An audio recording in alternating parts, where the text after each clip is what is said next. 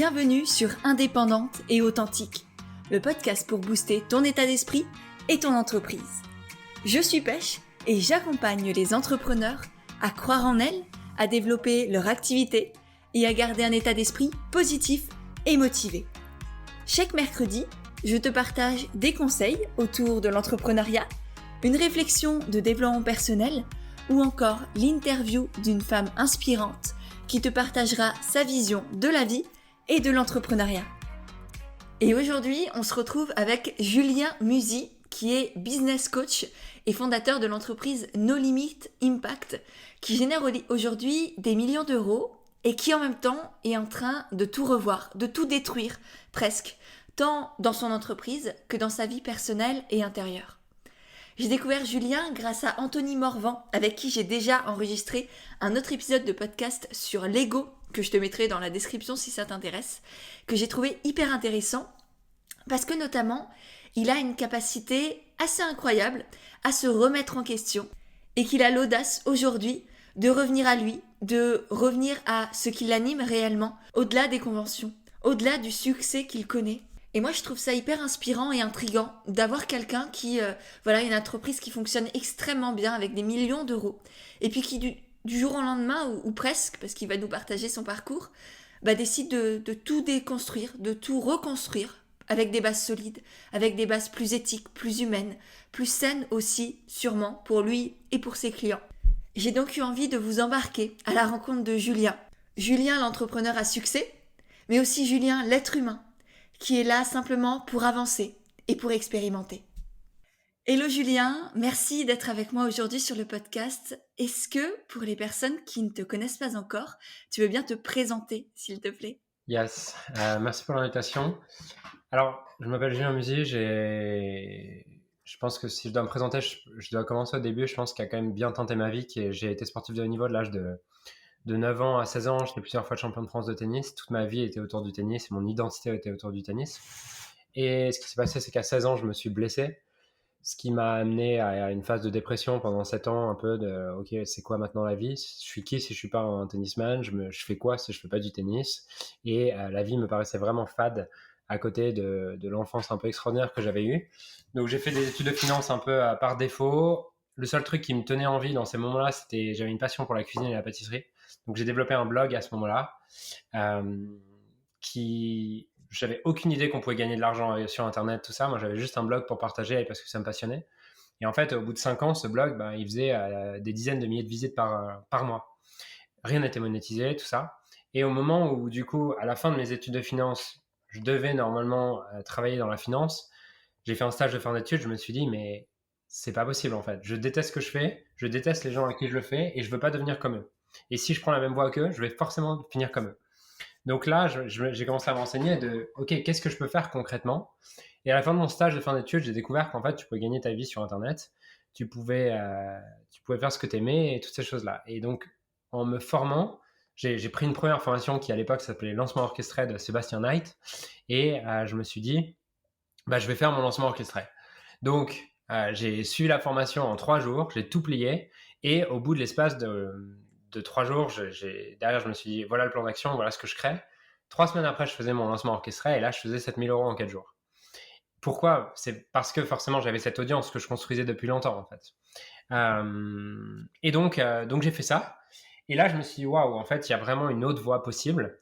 Et ça a été aussi pour moi la phase d'une nouvelle phase de ma vie, je peux recréer quelque chose d'excitant, même sans le sport. Et j'ai commencé du coup à reprendre un peu ma vie en main dans tous les domaines. Et j'ai du coup à ce moment-là, je me suis formé au coaching, je me suis intéressé au dev perso, j'ai tout appris à ce moment-là, j'avais 23 ans.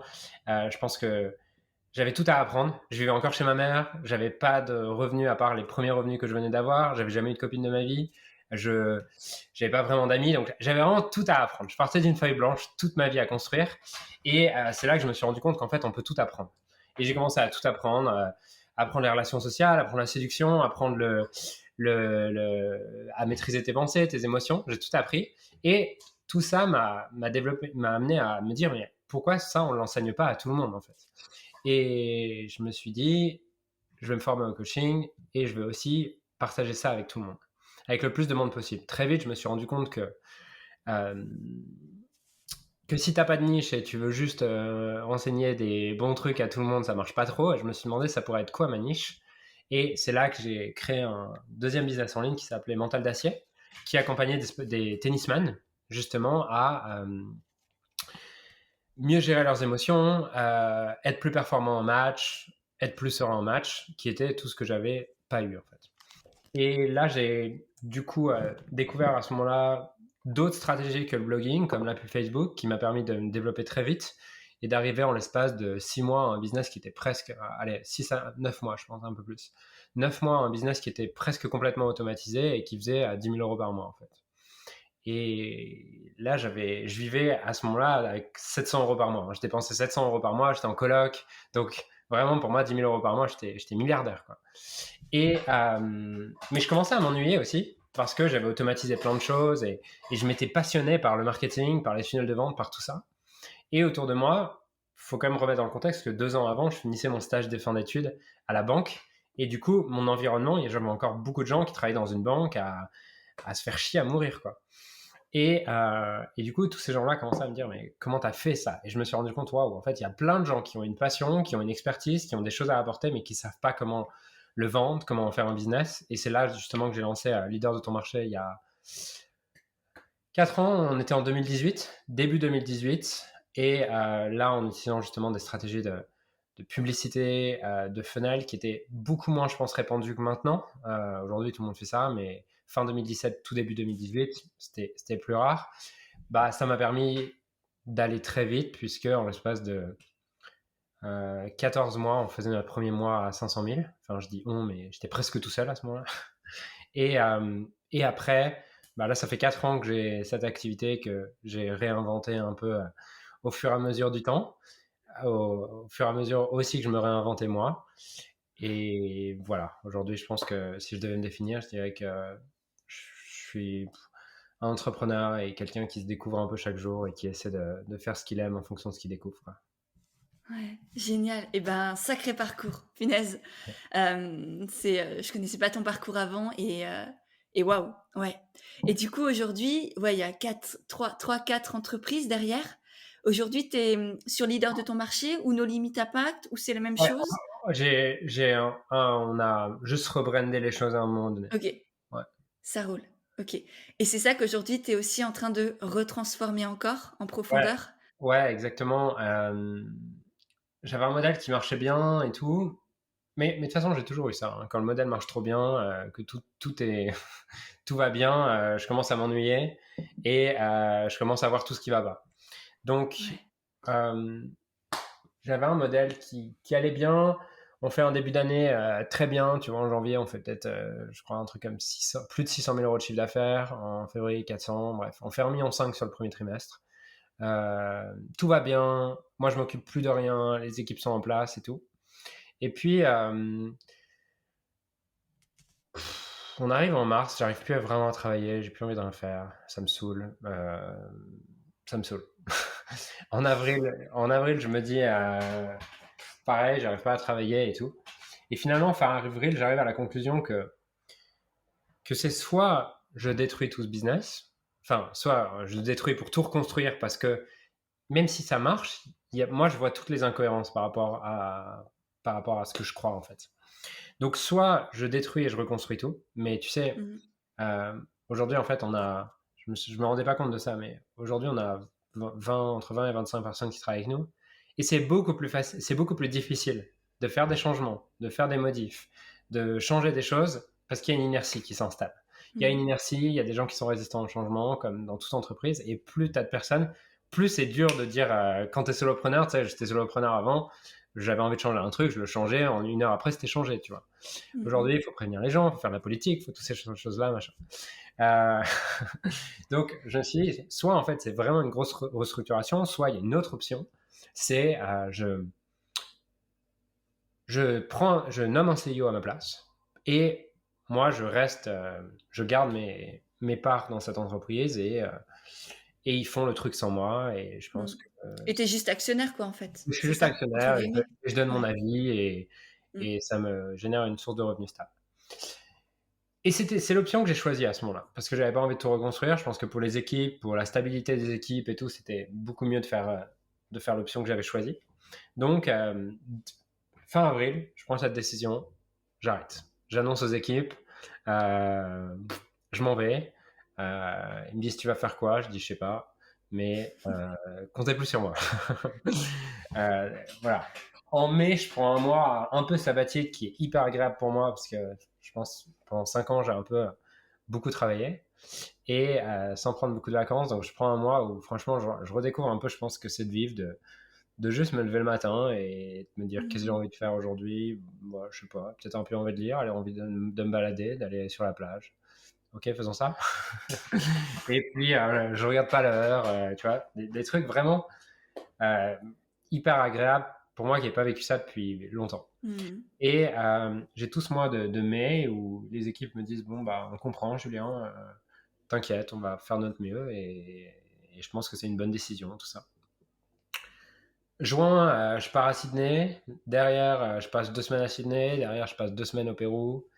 Et je reviens de ce voyage. Et là, j'ai le CEO que j'avais nommé qui me dit en fait, Julien, je crois pas que ça me correspond ce rôle-là.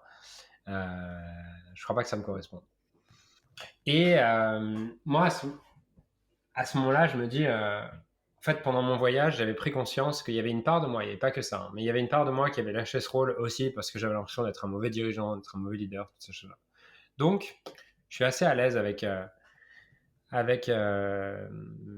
ce qu'il me dit et je me dis, bon, bah cool, c'est une opportunité. J'ai dû sûrement le créer avec ma conscience, le fait qu'il me dise ça. Et du coup, je reprends le rôle et bah, on est début juillet et là, je me dis, bon, l'équipe de vente, ça va pas. Avoir des gens sur les commissions, ça va pas. Ce produit, ça va pas. Ça va pas. En gros, tout va bas. Rien ne Ouais. va. Donc la destruction que tu voulais éviter à la base, Ouais. elle est quand même nécessaire en fin de compte. Pour C'est moi, ça? oui. Après, tu Ouais. sais, je pense que tu as des gens qui font ça très bien et qui n'ont pas besoin de ça. Euh, Moi, c'était nécessaire. Donc, Ouais. c'est à Ah peu mais près là, ce là qui compte, c'est effectivement, c'est toi, c'est ce qui est juste pour chacun Exactement. Ouais. et c'est à chacun de s'écouter et de se prendre la responsabilité de s'écouter. Ouais, exactement. Donc, ça, c'est à peu près ce qui s'est passé en juillet. On va dire que j'ai fait annonce sur annonce dans l'entreprise en mode ça on arrête, cette équipe on la supprime, ce produit on le supprime, ce produit on le change. Hier, hier j'avais un des leaders de l'entreprise qui me fait bon, on a à peu près une annonce tous les jours en fait en ce moment, c'est ça. C'est un peu le truc, tu vois. Voilà à peu près où j'en suis. OK. Génial, enfin génial, oui, enfin tu as l'air au moins d'avoir vraiment décidé de t'écouter à 100 et ça, je trouve ça hyper inspirant, tu vois? Et c'est en même temps de je me fais confiance, j'ai décidé de m'écouter et d'y aller et en même temps, je fais confiance aux autres pour, pour gérer, pour accueillir toutes ces décisions-là, du coup. Et en même temps, bah, peu importe ce que les autres vont penser ou Ou voilà, décider, enfin, tu ouais, vois. Alors après, ouais, c'est je ouais. suis vraiment en paix avec tout, tu vois. Il peut y avoir euh, mon premier cercle, c'est bien sûr les équipes, tu vois. Mmh. Le deuxième cercle, c'est les clients. Et le troisième cercle, c'est la communauté. Euh, j'ai pas d'attachement vis-à-vis des décisions que vont prendre chacun de ces trois cercles. Dans le sens où j'ai assez conscience que chacun de ces trois cercles fera en fonction de ce qui est juste pour lui. Et je donne toujours cette liberté, tu vois. Après j'ai donné cette liberté dans toutes les décisions que j'ai prises aux équipes. En mode, si ce nouveau modèle te convient pas, tu me le dis. Et on sera ravis de te replacer chez un de nos clients ou de te replacer dans une autre entreprise qu'on a. Donc, j'ai aucun attachement, tu vois, à ce que les gens me suivent ou quoi. Je sais que ce qui est juste pour moi en général est juste pour les autres et que si cette personne c'est pas juste pour elle, bah il y a sûrement une autre personne pour qui c'est juste qui attend de nous rejoindre. Donc c'est pas mal de transition, mais j'ai effectivement assez peu d'attachement sur ce que les autres vont penser. Tu Euh, toujours eu ça? T'as ouais, toujours réussi à te détacher du regard de la vie des autres? ouais, je pense que ça fait quand même assez partie de moi d'être assez indépendant dans ma manière de penser et j'ai quand même pas mal de mal à me conformer, quoi. Enfin, Ok, ouais, c'est je plus dur comprends. en fait, c'est plus dur pour moi de me conformer que de déranger, en fait. Ouais. Et ça, tu sais pourquoi? Tu sais ce que ça t'apporte? Enfin, tu sais d'où ça vient? Parce que je me reconnais et moi, j'ai analysé avec une certaine vision. Je serais curieuse de savoir, est-ce que toi, tu as déjà réfléchi sur la question ou qu'est-ce que tu pourrais Alors, je pense émettre non, comme réponse ou hypothèse? j'ai pas vraiment réfléchi là-dessus. Ouais. Je pense que je suis enfant unique, ça joue quand même. Mhm. Euh, donc, je fais un peu ce que je veux quand je veux. Euh, et, et après, je pense qu'il y a vraiment des caractères, des personnalités. Moi, j'ai toujours été, même à l'école, tu vois, à l'école, si ça m'intéressait pas, il se passait rien, quoi. Mhm. Et donc, je sais pas. Et je pense que j'ai aussi une éducation qui m'a encouragé là-dedans, tu vois. Je pense que ma mère m'a toujours encouragé, pas d'en faire qu'à ma tête, parce que j'ai quand même, enfin, j'ai une éducation, je pense, normale, pas laxiste, pas stricte. Mais j'ai une mère qui m'a quand même toujours encouragé à euh, faire ce que j'aime et faire le minimum faire le minimum vital pour satisfaire les autres et continuer à faire ce que j'aime. Tu vois, Mhm. moi j'ai toujours grandi avec cette idée dès l'âge de 6-7 ans, je m'entraînais à 10 heures par semaine au tennis et ça a été de plus en plus jusqu'à l'âge de 13-14 ans où je m'entraînais 6-7 heures par jour. Euh, Moi, ça a toujours été l'école, j'en avais rien à foutre, mais j'ai toujours eu ma mère qui m'a dit Julien, si t'as pas de bonne note à l'école, tu vas pas jouer au tennis. Donc, je foutais rien à l'école. Par contre, j'avais les notes qui me permettaient d'aller jouer au tennis. Tu vois. Et donc, j'ai toujours eu une vie, je pense, décalée, différente. Euh, ouais, j'ai toujours eu une vie décalée et différente. Mhm. Et ça te fait, je pense que du coup, ça fait partie de ton identité et de ce que tu kiffes aussi, être Ouais, différent, être ouais, celui qui sort un peu du lot, ouais, si on est clairement. honnête. Clairement, et Ouais. il y a un truc que je nourris clairement à cet endroit-là. Mhm. Et des fois, je pense que je vais faire l'inverse juste pour montrer que je suis différent. Quoi. Je comprends complètement. Non, mais je te titille là-dessus parce que ça fait écho et que ouais, il y a des personnalités qui se fondent dans la masse pour pas être trop vues et avoir la sensation d'exister ou qui donnent beaucoup aux autres pour avoir cette sensation d'exister. Et puis il y en a d'autres, c'est qui veulent sortir du lot pour se sentir différents et pour sentir qu'ils ont leur unicité et du coup leur existence à travers ça aussi. C'est un peu je sais pas si tu connais l'énéagramme, Ouais, enfin, c'est pas un truc que j'ai étudié, vite mais fait. je connais Ouais, vite ok. fait. Je crois que je suis 3, c'est ça, non? Ouais, mais ça m'étonnerait pas. Et du coup, je suis 3 aussi, et du coup, on a une L 4. Et le 4, c'est justement celui qui veut constamment sortir du lot, faire différent, etc. Et du coup, je pense que ça joue aussi énormément sur notre trait de caractère, même si l'idée, c'est pas de rentrer dans cette case-là du 3, 4, 12, 1000. Mais je trouve ça parfois intéressant de voir ça. Et moi, je sais que ça me fait sourire quand je me vois avoir ce besoin de sortir du lot. Je me dis, ouais, t'es mignonne.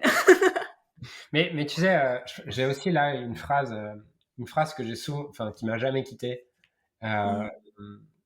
de mon entraîneur quand j'avais peut-être 8-9 ans. Un jour, je lui dis, ah putain, je suis fatigué, j'ai pas envie de venir entraîner et tout. Et il me dit, tu fais comme tu veux, Julien, genre, je m'en fous. Si juste tu veux avoir l'avis de tous ces enfants qui rentrent avec leur petit cartable le soir chez eux et qui se font chier, bah, tu fais comme eux, quoi. Sinon, tu viens t'entraîner. Et tu Mm. vois, je pense que ça a quand même, cette phrase, elle a quand même conditionné un peu ma vie. Si tu veux rien regretter, bah, viens t'entraîner. Ok, bon, bah, alors je vais pas suivre les moutons, quoi. Mm. Ouais, pour moi, les seuls regrets qu'on peut avoir, en tout cas dans mon cas, les seuls regrets que je pourrais avoir, c'est de ne pas avoir fait certaines choses. Ouais. Tu vois, tant qu'on fait, pour moi, on a osé et tant qu'on a essayé de faire au mieux avec conscience, avec qui on était à l'instant T et ce qu'on savait, ce qu'on pouvait faire, tant qu'on a osé, tant qu'on a fait, en fait, ça va. Et Mm. pour moi, le pire, c'est de ne pas avoir osé, d'avoir des regrets sur tout ce que j'aurais pu faire et que j'ai pas fait par peur de X ou Y ou voilà. Donc ouais, c'est hyper inspirant. Et tu parlais tout à l'heure du tennis, de cet aspect un peu compétitif que tu as encore, enfin que tu as peut-être encore. Est-ce que c'est le cas? Je pense qu'il se calme un peu, tu vois, avec le temps. Mmh. Euh, Parce que je me suis rendu compte que bah, sur un court de tennis, quand tu es en compétition, c'est important de vouloir gagner. Mais quand tu plus en compétition, déjà, ça sert à rien de gagner contre des gens qui jouent pas au même jeu que toi. Et deuxièmement, vouloir absolument gagner contre l'autre, c'est pas non plus la manière de développer les relations les plus harmonieuses possibles. Et donc, je pense que j'ai beaucoup moins envie de gagner qu'avant. Euh, ouais, j'ai plus. Enfin, je pense que tu me mets sur un cours de tennis, je retrouve ce truc. Mais au-delà de ça, je pense dans la vie de tous les jours, j'ai plus cette envie de gagner. J'ai par contre envie de me respecter, quoi. Beaucoup plus Hmm. qu'avant, où le but c'était de gagner. Aujourd'hui, je pense que c'est plus de m'écouter, de me respecter, et de faire ce qui est juste pour moi, quoi. Ouais. Et tu vois que ça a fait créer des changements aussi dans l'entrepreneur que tu es et dans du coup ton entreprise. Aujourd'hui, comment tu vois ça? Comment tu vois par exemple la concurrence? Parce que tu es quand même ok leader de ton marché, pour Ouais, sans mauvais jeu de mots. ouais. Mais tu vois, tu as été relativement connu du coup dans le domaine du coaching, de l'accompagnement des entrepreneurs bien établis. En tout cas, il me semble. Et en même temps, tu as quand même de la concurrence. Enfin, vous n'êtes pas non plus tout seul. Donc comment tu gères tout ça? Comment toi tu vois la Alors, concurrence? très honnêtement, j'ai pas trop de problème avec la concurrence. C'est plutôt quelque chose qui m'inspire quand des gens font Mmh. différent que moi. Et si on appelle un concurrent, c'est quelqu'un qui peut, entre guillemets, signer tes clients ou toi, tu peux signer les siens et qu'on a la même target. Ok, ça me dérange pas, j'ai aucun problème avec ça. Par contre, j'ai un vrai problème avec. Enfin, je vais jamais leur dire, tu vois, mais j'ai plus. Ce que je veux dire, peut-être choqué, mais j'ai une forme vraiment de. C'est pas de. Le mot qui me vient, j'arrive pas à en trouver un autre, je le trouve fort, mais c'est Mmh. une forme de pitié pour, Mmh. pour les gens qui me copient, tu vois, ou qui vont me copier et qui sont incapables de penser par eux-mêmes et de créer quelque chose d'original. Euh, voilà, c'est pas vraiment la Ouais. concurrence, mais ça l'est finalement, tu vois. Là, j'adore la concurrence de gens qui ont un modèle qui est vraiment différent du mien, tu vois. Si on parle un peu de ce marché, euh, je vais adorer, par exemple, aller déjeuner avec un Romain Collignon. C'est quelqu'un que je respecte beaucoup, qui m'inspire. Euh, Margot Klein, on n'a pas forcément la même vision, mais c'est quelqu'un que je respecte, tu vois, par son travail, par tout ça. Et tous les gens qui créent quelque chose d'original et qui pensent, qui apportent quelque chose d'original sur le marché, ça m'inspire vraiment. Et Mmh. voilà, je le vois pas comme des concurrents, je le vois vraiment comme des gens qui font leur truc. Par contre, les gens qui me copient et qui font la même chose et qui Ouais. essaient de faire pareil, juste, les gars, allez faire quelque chose par vous-même, quoi. Je comprends et en même temps, c'est peut-être aussi, ils sont peut-être dans le processus de se rechercher, de peut-être Mhm. justement comprendre c'est quoi par eux-mêmes Ouais, et que sûrement. pour ça, ils ont besoin de passer par ça. Bah, sûrement. Mais Sûrement. ouais, je comprends la frustration. Tu me demandes juste comment je me sens avec ça, je te dis, quoi. Bien sûr et merci pour, du coup, ta transparence, ton honnêteté, c'est Je dis hyper pas que c'est bien ou intéressant. mal, hein. Je dis pas que c'est bien ou mal, je sais pas. C'est juste mes sentiments moi, par rapport à ça. Ouais. Non, c'est top. Et ouais et c'est génial aussi que tu arrives à t'inspirer des personnes qui, au final, ont la même cible que toi, mais qui proposent des choses différentes. Je pense que c'est hyper important et je pense que c'est aussi bien la preuve que tu t'es trouvé, que vous avez un positionnement qui est bien clair, que toi, tu as bien confiance en toi, que tu es bien dans tes baskets, en fait, avec ton envie et la manière dont tu veux accompagner tes clients aussi. Et que du coup, c'est beaucoup plus simple quand on a cette harmonie-là à l'intérieur Mm. de soi, quand on a confiance en toi, en soi, pardon, quand on est, ouais, quand on sait où on veut aller et qui on est et ce qu'on veut proposer. Je pense que c'est beaucoup plus simple aussi, du coup, d'accepter, d'accueillir et même de s'entraider presque parfois avec la concurrence. Tu vois, peut-être si tu vas manger effectivement avec Romain Collignon ou autre, enfin, je dis pas que tu le fais, mais s'il y a même cette hypothèse-là qui pourrait Ah se non, mais poser, clairement, tu c'est vois, je veux dire, génial. moi, ça peut m'arriver de recommander des gens, enfin, de dire, enfin, tu serais sûrement mieux chez Romain que chez moi, tu vois. Ouais. Ouais, et c'est génial et je pense que c'est même hyper important parce que ça renforce encore plus la confiance que la personne a en toi et qui peut-être va du coup te recommander à un de ses potes parce qu'il sait que toi t'es intègre, t'es juste, t'es bien dans tes baskets et que t'es pas là en mode je veux des clients, je veux du fric et je Mm. veux vendre à tout prix à n'importe qui. Ouais, c'est clair. Et c'est aussi pour ça, par exemple, que j'ai dégagé le modèle équipe de closing, payé à la commission, toutes ces choses-là, en fait. Parce que Hmm. structurellement, tu perds l'intégrité à partir du moment où les gens sont récompensés à ce que le client achète et non pas que le client prenne une bonne décision, tu vois. Ouais. Est-ce que tu peux du coup justement nous expliquer comment vous fonctionnez avant avec cette équipe de closing? Qu'est-ce que ça signifie, tu vois, même pour les personnes qui savent pas ce que c'est? Et comment tu comptes fonctionner aujourd'hui avec No Limit Impact? Alors, ça fait quoi, 3-4 ans, je pense qu'on a été un des premiers en France à avoir vraiment une équipe de closers. Donc, euh, un système marketing qui est censé amener à ce que des gens prennent rendez-vous avec nous pour Mhm. avoir une session stratégique d'orientation, Ouais, c'est découverte, ce qu'on appelle aussi appel découverte appel ou découverte, etc. ouais, peu Ouais. importe comment on l'appelle. Et bien sûr, au début, je l'ai fait moi, et puis après, tu arrives à un volume que tu peux plus gérer toi, et tu recrutes des gens payés là-dessus. Si tu veux maximiser la performance, tu les payes sans fixe, et tu les payes uniquement la commission. Euh, Ce qui m'a été pendant très longtemps, hein. Genre pendant 3-4 ans, j'étais très content d'avoir ça, j'ai gagné beaucoup d'argent avec ça, c'est génial. Juste, il y a juste un truc qui m'a dérangé, c'est quand, depuis le début de l'année, j'ai vraiment un département succès client en qui je fais vraiment confiance, qui, en termes d'alignement de culture, en termes de tout ça, quand ces personnes-là, toutes les semaines, venaient me voir avec cette idée de Julien, putain, j'en ai marre que l'équipe de vente fasse rentrer des clients qui sont soit c'est pas le bon moment, soit c'est pas les bons clients, soit machin. En fait, nous, on peut rien faire derrière. On a des clients mécontents à gérer parce qu'on leur a promis quelque chose qu'on ne peut pas livrer ou qui fait pas partie du Mhm. truc ou tout simplement des choses qui sont pas juste là-dedans. Euh, et, euh, et moi, ça a commencé à vraiment me déranger. Euh, ouais, ça a commencé à vraiment me déranger. Et donc, euh, petit à petit, je me suis dit, OK, il faut faire évoluer ce modèle. Maintenant, faire évoluer ce modèle, c'est aussi euh, prendre des risques. Parce que quand tu as un modèle, tu sais qu'il marche, c'est très bien, tu vois, mais quand il arrête de marcher, bah, tu sais pas enfin, quand tu le changes, tu sais pas ce que ça donne. On sait ce qu'on perd, on sait pas ce qu'on retrouve.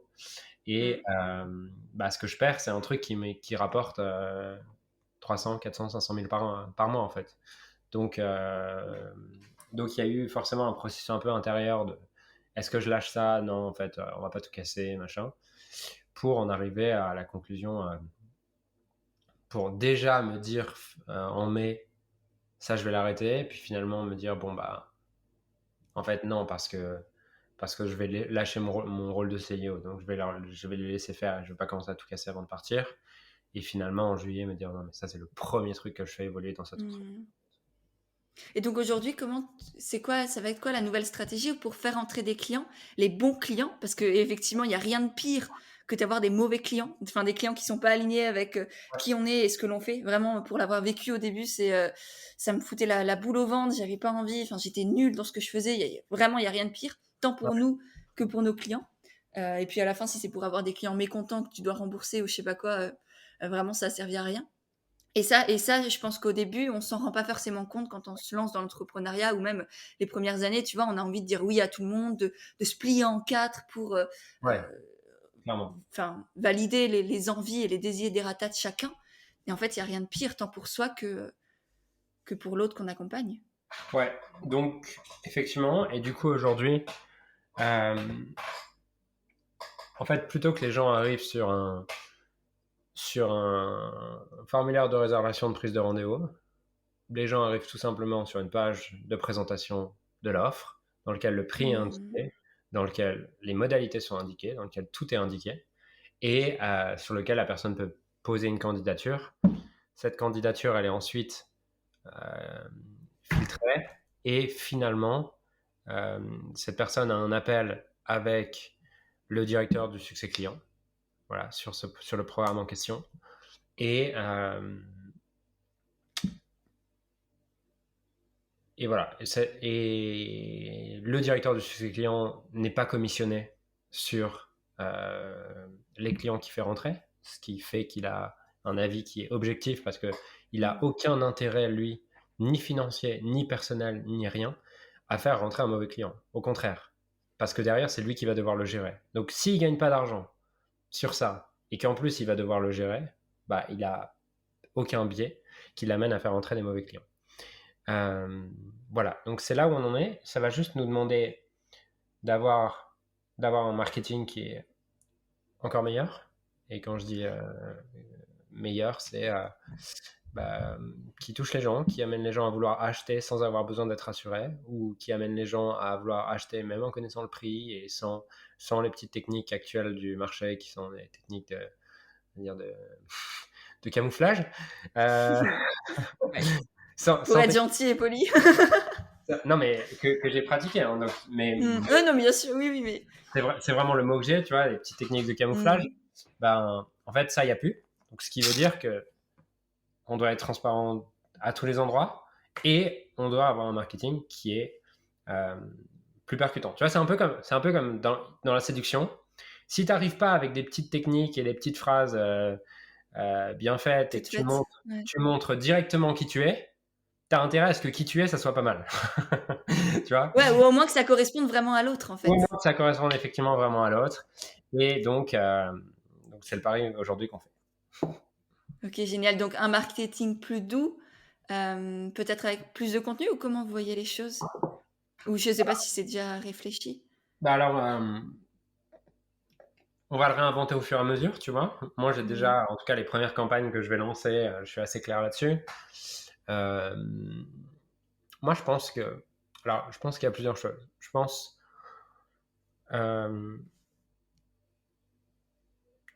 qu'apporter quelque chose de nouveau, en général, dans le marché, déjà, ça parle. Donc, je pense que même sans ajouter des techniques et tout ça, le simple fait de proposer une nouvelle vision dans le marché va séduire une partie du marché. Et c'est ce qui a Ouais. fait ma réussite, on va dire, il y a 4 ans.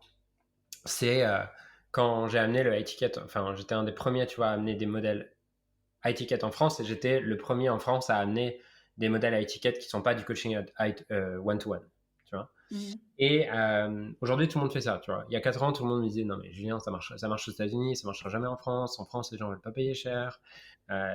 Après, j'ai eu, oui, mais les gens veulent que du one-to-one à ce là. Ok, moi, je crois dans ça. Donc, on avance là-dessus. Aujourd'hui, les gens me disent, oui, mais quand tu vas faire, machin, moi, je crois là-dedans. et, euh, et je sais que cette vision, je vais l'apporter. Et je pense que cette nouvelle vision, euh, aujourd'hui, les gens se disent, qu'est-ce qu'il fout? Et dans 2 ans, tout le monde a basculé vers ce modèle. Tu vois, Mm. on reprendra cette interview. Ça roule.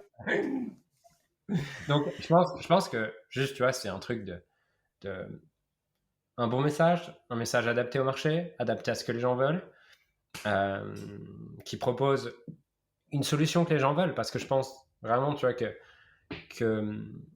aujourd'hui, tu as un marché qui est de plus en plus conscient des solutions et Mm. que le meilleur marketeur ne va pas gagner encore pendant très longtemps. Et celui qui va gagner dans les prochaines années, pour moi, c'est le meilleur produit, pas le meilleur marketeur. Donc, c'est Mm. juste, OK, on a compris ça, donc on va mettre en avant notre produit, on va parler de notre produit, et on va te démontrer que notre produit est ce qu'il y a de plus juste pour toi. Voilà. Ouais. Ouais, et en fin de compte, c'est revenir aux bases en fait de la communication et même de l'entrepreneuriat, c'est avoir un super produit pour un client à qui c'est vraiment adapté, et puis le communiquer pour le faire connaître à ce bon client-là. Exactement. Parce qu'en fait, on revient à la base, quoi. On arrête avec les stratégies peut-être alambiquées qui partent dans tous les sens pour vendre à tout prix, et puis on revient à la base, on revient au vrai, à l'humain, à la transparence aussi peut-être, qui, en tout cas, pour moi, est très importante. Ouais. Et, et qui permet de créer aussi du coup des bases solides et des relations saines et durables avec nos clients. Parce que si c'est pour avoir un client pendant 2 mois et qui se casse au bout de 2 mois parce qu'il n'est pas content ou qui reviendra jamais, ça vaut rien par rapport à un client qui est fidèle, qui revient, qui achète tous nos programmes, tous nos coachings. Enfin, moi, j'ai des clientes qui sont là depuis 2, 3 ans, qui achètent tout ce que je propose parce que ça les aide, parce qu'elles connaissent la qualité, parce qu'elles sont embarquées, elles aiment à la fois l'énergie, la pertinence des propos, qui je suis et ce que voilà ce qu'elles apprennent à travers moi. En fait, moi, c'est ça que je souhaite personnellement. Yes. Et je pense que toi aussi, là, du coup, de Ah, plus en clairement, plus. Enfin, clairement. Après, tu vois, on a quand même toujours eu des clients assez satisfaits. Mm, Pour moi, on a quand même des produits qui sont bons en termes de résultats. Par exemple, tu vois, sur les scaling, on a plus de 25 clients qui ont dépassé la barre du million d'euros de chiffre d'affaires, tu vois, en un an. Donc, mm, on a des produits qui créent des résultats. Pour moi, on a des produits qui créent des résultats. Juste, on avait, pour moi, des, des, une incohérence à plein d'endroits, plus que des mauvais produits, tu vois. ouais, ouais. Non, j'en doute absolument pas, hein. Enfin, il n'y a aucun sous-entendu dans, Non, dans mes propos. Et du coup, parce que là, tu es en train de faire évoluer aussi, du coup, ta manière de communiquer, de marketer les choses. Ouais. Et comment tu fais pour garder tes clients, garder ta communauté aussi? Parce que les gens t'ont suivi pour un certain Julien, un Ouais. Julien qui paraissait être ceci, cela. Aujourd'hui, Julien, il est un peu en train de se transformer, il parle différemment, il propose des nouvelles choses. Et du coup, est-ce que tu arrives à gérer tout ça? Est-ce que tu as peur de perdre tout le monde ou Non. comment Bah, en tu te fait, sens? tu sais, mes clients, ils m'ont vu évoluer dans le sens où ça fait 4 ans, tu vois, ça fait 4 ans que l'entreprise existe. Il n'y a pas eu 3 mois où je suis resté le même.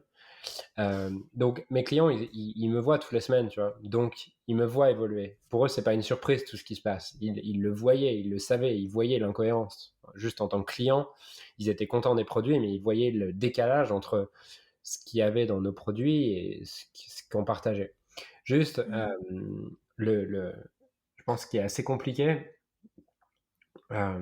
Et ce qui donne cette sensation aux gens de l'extérieur, qui à mon avis n'est pas une sensation que mes clients ont, euh, parce que mes clients me voient toutes les semaines, mais que les gens de l'extérieur ont parce que euh, bah, je parle peut-être pas toujours de l'entreprise, je parle peut-être pas toujours de moi, il y a des moments où je communique pas pendant un mois, donc tu vois, c'est un peu comme quand t'as pas vu quelqu'un depuis 6 ans, tu te dis putain, qu'est-ce qu'il a changé? Alors que quelqu'un qui a vécu pendant ces 6 ans, et tu te dis ouais, enfin, il a changé au fur et à mesure, quoi. Tu vois pas la Ouais, transformation, ouais. on va voir la transformation. Et c'est un peu ça.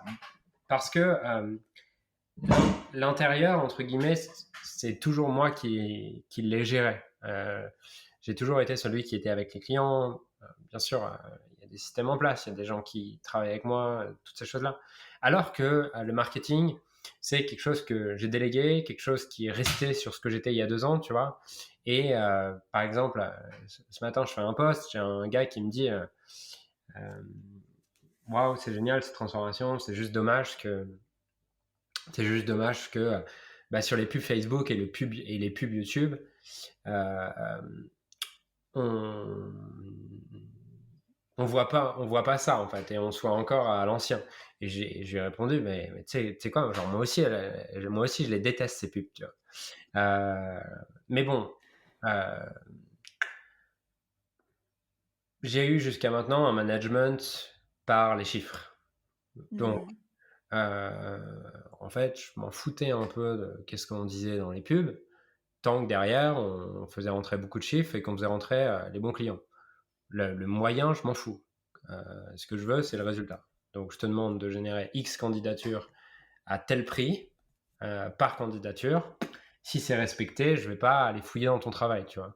Si tu Mmh. veux, voilà. Mais ça, enfin, j'aime pas ce mot-là, mais c'était sûrement une erreur, tu vois. Enfin, en tout cas, avec ce que je crois et ce que je pense et où j'en suis aujourd'hui, je referai plus ça. Euh, Mmh. je referai plus ça. Mais c'était nécessaire à un moment donné, et c'est ce qui m'a aussi amené là à un moment donné. Donc, je vais pas Ouais, craindre. c'est ce qui t'a permis cette prise de conscience-là aujourd'hui aussi. Exactement, ouais. Mais par exemple, je te Ça raconte une petite histoire qui m'est arrivée en janvier, où j'ai mon directeur marketing qui me dit, Julien, j'avais fait un post là-dessus, qui me dit, est-ce que tu peux aller tourner juste tu bloques une demi-journée et tu vas tourner des pubs YouTube. Je lui dis ok. Et il me dit t'inquiète, le copywriter a fait le script, t'as juste à tourner sur le prompteur pendant 4 heures. Je dis ça me faisait chier, mais tu sais, genre les équipes elles se défoncent pour la boîte. Je me dis ben, je peux bien mmh. faire. Ouais, Donc tu j'y peux vais. pas réduire leur travail à néant, comme C'est ça. ça, exactement. Donc j'y vais. Et là, je vois le script.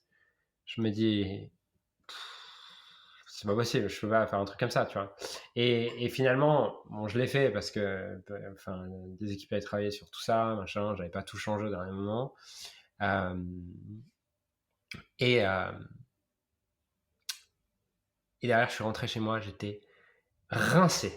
J'étais explosé, tu vois. Je fais un post pour raconter ça et tout. Mais tu vois, en fait, il y avait un vrai décalage, du coup, entre ce que moi, je partageais, ce que je véhiculais, et ce que l'entreprise faisait. Dans le sens Mmh où, mh. tu vois, quand le leader fait un post le soir pour dire putain, j'ai détesté cette journée, je suis pas du tout aligné avec le script, alors qu'à côté, on lance les pubs YouTube, c'est compliqué en fait, tu vois.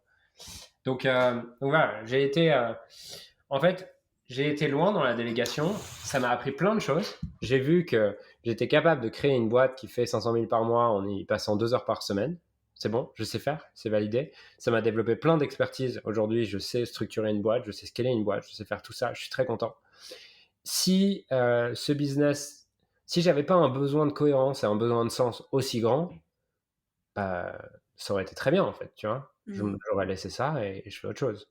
Juste, j'ai un besoin de cohérence et de faire des choses qui ont du sens, qui est vraiment important, ce qui fait que bah, je suis prêt à privilégier ça au-delà de plein d'autres choses. Mais ça m'a appris plein de choses et je suis très content parce que ça m'amène aussi, tu vois, aujourd'hui, à pouvoir accompagner des entrepreneurs sur du coaching individuel qui font 10 millions ou beaucoup plus, tu vois. J'ai un entrepreneur qui a une boîte qui est valorisée 100 millions et il me, il me fait confiance aussi et il travaille avec moi parce qu'il voit mon expertise dans l'alignement, dans le coaching pur, dans toutes ces choses-là. Mais il sait aussi que ce truc-là est balancé par un mec qui sait structurer une boîte, qui sait scaler une boîte, qui comprend ses problématiques, tu vois. Donc, je suis très content d'avoir fait ça. Juste aujourd'hui, j'ai plus envie de le faire. Ouais. Non, mais je pense que c'est en soi une bonne nouvelle. Enfin, d'après mes valeurs et ma vision de la vie aussi, ça, ça me semble plus juste pour tout le monde, en fait, que ce soit pour toi et pour tes clients et pour tes équipes. Et après, j'ai une question pendant que tu parlais. Tu parles beaucoup de gros chiffres, on va dire. Pour Ouais. beaucoup de personnes, on va dire, c'est des millions d'euros, c'est immensissime. Et comment tu fais? Alors peut-être que, tu vois, peut-être qu'un jour tu as été dans une course à l'argent. Est-ce que tu y es peut-être encore? Est-ce que tu as une vision là-dessus? Comment tu fais peut-être pour t'en détacher? Parce que je suppose que parfois on peut se laisser happer ou voir des pensées ou voir des actions que l'on fait qui, avec le recul, wow, est-ce que c'est vraiment juste? Quel est ton rapport à l'argent peut-être aujourd'hui? À la base, j'ai un rapport à l'argent, tu vois, qui est vraiment en opposition de ma famille, sur lequel mes grands-parents ont vécu un peu que pour l'argent et ont beaucoup valorisé l'argent. La génération d'en dessous a tout claqué et sont tous endettés. Donc moi, j'ai grandi avec peu d'argent. Avec peu d'argent, on comptait, tu vois. J'ai grandi vraiment plutôt dans le manque au niveau de l'argent. Par contre, avec une influence de mes grands-parents qui était quand même forte, parce que euh, j'ai pas connu mon père, j'ai passé beaucoup de temps avec mes grands-parents, qui eux avaient un modèle totalement différent. Tu vois. Je racontais à ma chérie il y a quelques jours que moi, à 18 ans, j'entends ma grand-mère qui me dit: Tu vas gagner combien avec ton truc dans la finance à la fin de tes études? Et je lui dis bah, je sais pas, 3 4 000 euros au début. Elle me dit: Non, mais Julien, tu sais, nous, avec la retraite de ton grand-père, tout ça, avec 8 000 euros, on vit pas hein, dans le monde d'aujourd'hui, tu vois. Donc, j'ai grandi un peu en opposition de ça, en mode: Mais grand-mère, t'es à l'ouest, tu vois. Et, euh, et du coup, derrière, je me suis dit: Je veux juste faire ce que j'aime dans la vie.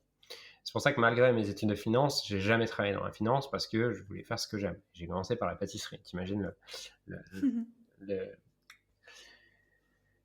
la relation avec les grands-parents, quand tu viens de finir ton master de finance, ils sont tout contents, ils peuvent dire à leurs copains que leur petit-fils vient d'avoir un master de finance et que en fait, toi, tu vas vendre des formations en ligne dans la pâtisserie sur Internet. Ils ont failli passer, je crois.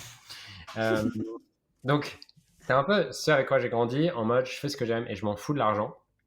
Et pendant très longtemps, j'ai eu, même en gagnant, je faisais mon premier mois à 120 000 euros par mois, tu vois.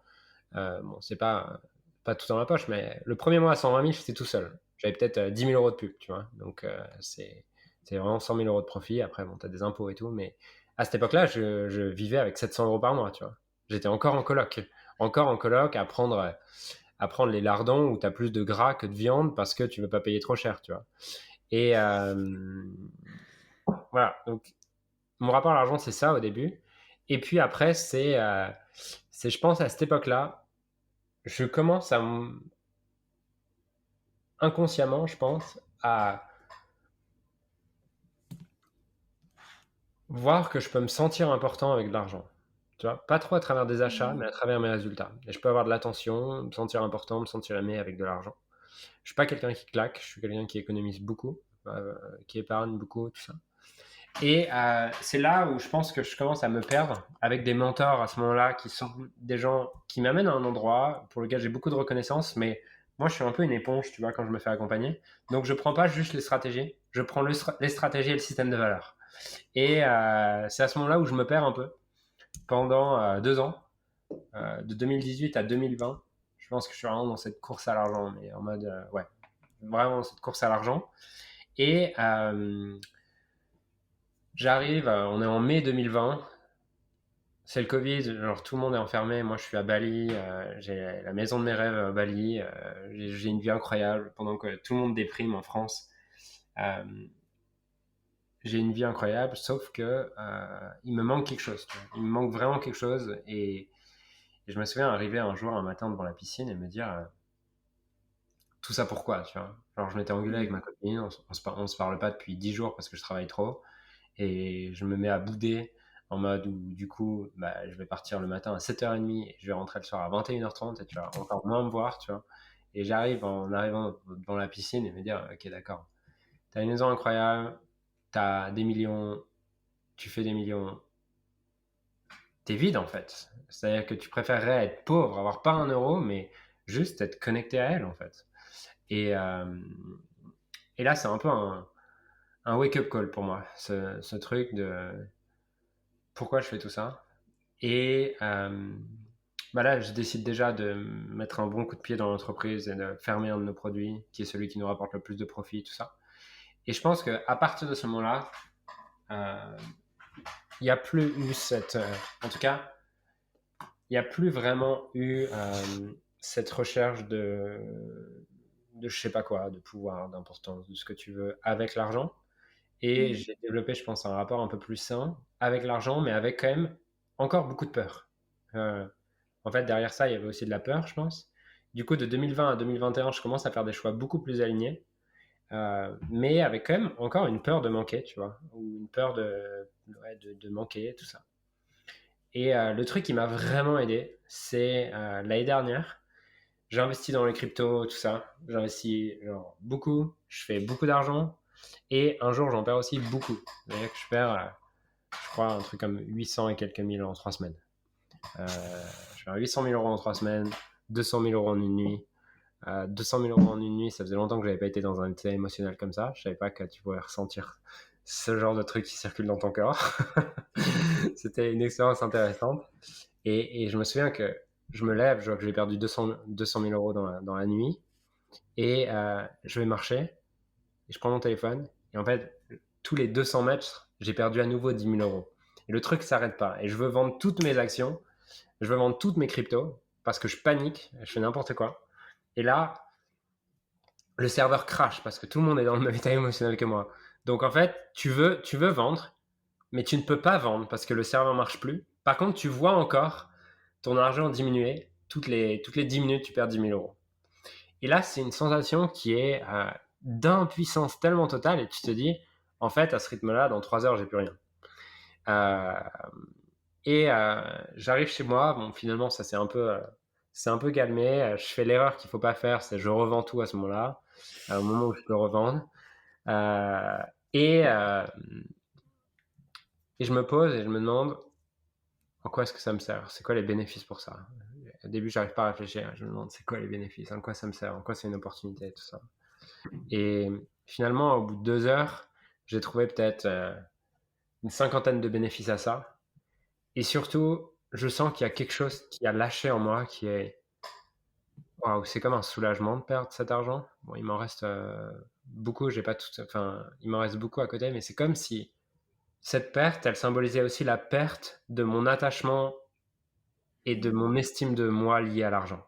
C'est comme si, waouh, c'était une libération. Et à ce moment-là, je perds 800 000 euros, mais je suis, du coup, genre, 3 heures plus tard, je suis en mode, waouh, je suis libre en fait. Je suis Mm. juste libre, j'ai perdu mon attachement. Et c'est marrant, depuis ce jour-là, la peur vis-à-vis de l'argent est partie, quoi. Vraiment partie. J'ai plus vraiment de peur par rapport à l'argent. Je peux tout perdre. Je sais que je le recréerai et je sais qu'il y aura des opportunités dedans. Mm. C'est hyper intéressant et merci de nous partager tout ça parce que à la fois ça montre le pouvoir qu'on donne à l'argent en fait. Le pouvoir qu'il a sur notre vie, sur nous, sur Ah, qui on croit être, qui on se raconte qu'on est, qui on croit que les autres voient de nous parce qu'on a tant et tant. Et en même temps, l'importance de, du coup, quand on revient à soi, quand on a confiance en soi, quand on sait qu'on peut le créer, qu'au pire du pire, on va bosser chez McDo si vraiment, enfin, tu vois, si on se retrouve, s'il y a tout qui s'écroule et que, enfin, voilà, on a nous, enfin, on a deux mains, on fonctionne bien, on a de la chance pour plein de choses, en fait. Et en fait, tout ira bien, quoi. Ouais. Et c'est pas que l'argent, c'est un jeu, mais presque parfois, enfin, arrêter de mettre autant de pression en fait sur un truc qui en soi n'existe même pas parce que c'est juste une croyance. C'est juste, on s'est tous mis d'accord pour mettre telle valeur dans un petit billet en papier. Et si demain on arrête tous d'y croire, et ben ce petit billet, ce petit bout de papier, il a plus de sens, plus de valeur, plus rien. Et on revient au troc et voilà. Mais en fait, l'argent, c'est juste au-delà d'une énergie et de tout ce qu'on peut dire, un moyen, un outil, je sais pas quoi. Au final, c'est d'abord et avant tout une croyance. Et c'est parce qu'on y croit que ça a autant de valeur. Et c'est plus on lui donne du pouvoir, plus il en a sur nous, sur notre vie et compagnie. Donc ouais, merci de partager tout ça. Hyper intéressant. Et juste pour finir, j'ai une autre question pour toi. C'est aujourd'hui, j'ai l'impression que tu développes aussi de plus en plus, on va dire, ta spiritualité, comment dire, au-delà du développement personnel, en fait, oui, vraiment de la spiritualité. Et comment est-ce que tu fais pour allier ta part spirituelle, peut-être ton intérêt pour le chamanisme et compagnie, avec l'entrepreneuriat, avec le business pur et dur? Est-ce que pour toi, il y a un lien entre tout ça? Alors, en fait, tu vois, les gens me disent ça, mais c'est un truc que j'ai toujours fait depuis 6-7 ans, tu vois. Enfin, moi, avant avant de rentrer dans le business, je suis passionné de développement personnel bien avant le business. Aujourd'hui, tu vois, tu me lances sur une conversation sur l'humain, ça va beaucoup plus m'intéresser que sur la psychologie, sur toutes ces choses-là, ça va beaucoup plus m'intéresser que si tu me parles business. Donc, je viens de ça, tu vois, et je me souviens très bien, il y a 5 ans, moi, à cette époque-là, j'avais un post-it sur ma glace, tu vois, quand j'étais en coloc. C'était pas je veux gagner 10 milliards, c'était pas je veux tout ça, c'était je suis un modèle, l'affirmation, c'était je suis un modèle d'amour et de gratitude pour le monde, tu vois. Et j'ai toujours eu ça, j'ai toujours lancé ça.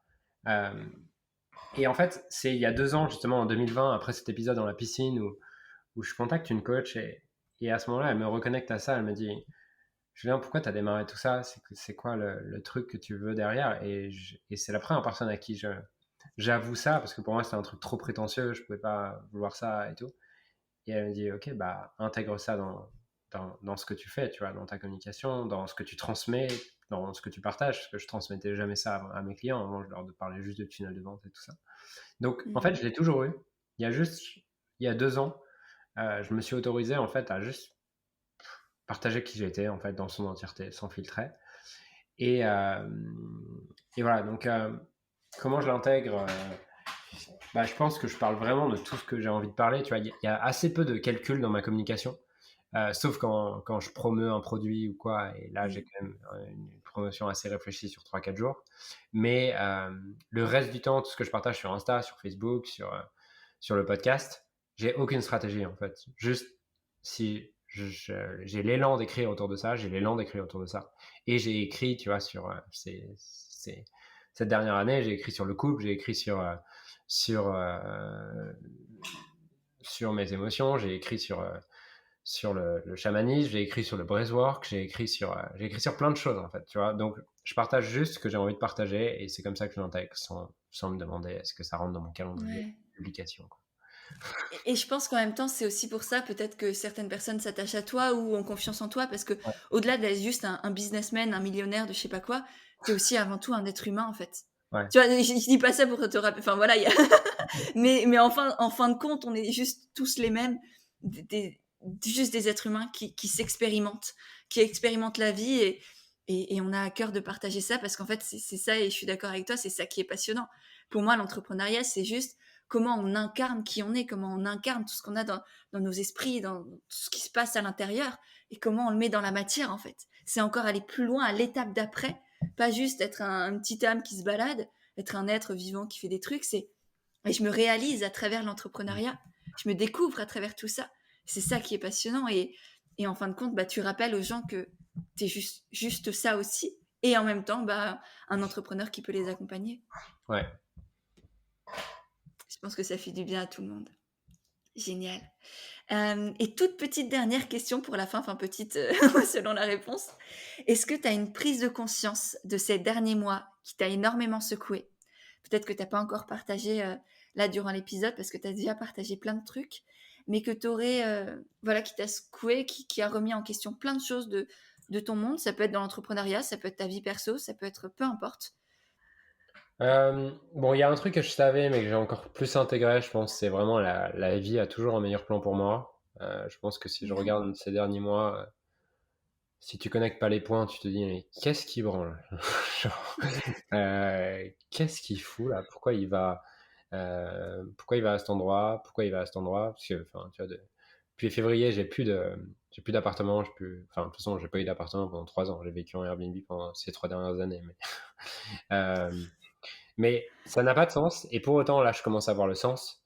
Et tu vois, c'est cette phrase de Steve Jobs, genre connect the dots, looking forward, not backward, enfin, ou l'inverse. Mais, donc ça, c'est vraiment un truc de bon, il y a des imprévus et tout. Bon, la vie a un meilleur plan pour moi. Je m'attache pas trop à ce qui se passe. C'est juste, on va suivre et on va voir. Il y a ça. Et il y a un autre truc qui est assez relié, qui est qui est assez relié, qui est, tu vois, on a fait des mouvements dans l'entreprise, par exemple, qui peuvent donner l'impression, vu de l'extérieur, qu'on revient au même point. Par exemple, le fait que je lâche mon rôle de CEO, je l'annonce aux clients, je l'annonce à l'équipe, je reviens finalement 2 mois plus tard, tu te dis, ok, les gars, ils ont perdu 2 mois, tu vois, à faire de la merde. La réalité, c'est que non, 2 mois plus tard, on revient au même carrefour, mais avec de nouvelles informations. Et ces 2 mois étaient nécessaires pour les nouvelles informations. Donc ma prise de conscience autour de ça, c'est vraiment juste fais pleinement confiance dans ce que tu ressens. Ça n'a sûrement pas de sens pour les autres, mais si ça a du sens pour toi, fais-le, parce que c'est comme ça que tu créeras ton propre chemin. Et je le fais surtout. Ma vie perso, ma vie pro, tu vois, genre, quand je raconte, là je me suis installé avec ma copine, ça fait... Enfin, au bout d'un mois de relation, je l'avais vu 2 fois, on s'installait ensemble, tu vois. Et on achetait une maison ensemble. Je l'avais vu 2 fois. Mais c'est énorme. Mais c'est ça qui est génial, c'est cette capacité à s'autoriser, à se faire confiance et arrêter de vouloir tout mentaliser, tout expliquer, tout conceptualiser et juste, je sens, je sais en fait. Je sais, j'ai pas besoin de l'expliquer, j'ai pas besoin de le justifier à qui que ce soit et ni même à moi. C'est, je sais, je sens. Et puis j'y vais, et puis là, c'est ce qui est juste pour moi. Et peut-être que dans un an, je vais revendre ceci, je vais quitter cela, je vais tout changer, et puis ce sera OK. Ce sera ce qui est nécessaire à l'instant T. C'est clair. Bon, génial. Merci beaucoup, beaucoup, Julien, pour tous ces partages, toutes ces belles réflexions, ces coulisses aussi que tu nous as partagées. C'était hyper intéressant. Merci à toi pour l'invitation et pour la qualité des questions. Merci encore une fois pour tout ça. Je renvoie les gens vers la description pour te retrouver. Et puis à bientôt, Julien. Et voilà, c'est de nouveau moi. J'espère vraiment que cet échange t'a plu. Si c'est le cas, n'hésite pas à le partager sur Instagram. Tu auras les liens de nos comptes directement dans les notes de l'épisode. J'ai déjà hâte de voir tes petits retours, de pouvoir te lire et te repartager. Et si jamais toi aussi tu veux entreprendre en restant toi-même et aligné avec tes valeurs, je t'ai créé tout un guide gratuit pour entreprendre avec authenticité et naturel. Tu auras le lien aussi pour le télécharger directement dans les notes de l'épisode et ensuite je te le renverrai par email. Il est rempli de conseils, d'astuces, de petits exercices à faire pour t'aider à développer ton projet et faire en sorte qu'il te ressemble vraiment pleinement.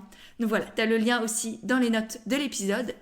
Et pour finir, si vraiment tu as aimé le podcast, n'hésite pas à le faire savoir en laissant des petites notes et des étoiles sur Apple Podcast, parce que ça aussi, ça m'aide énormément à faire grandir et à faire connaître le podcast et du coup aider et toucher de plus en plus de personnes.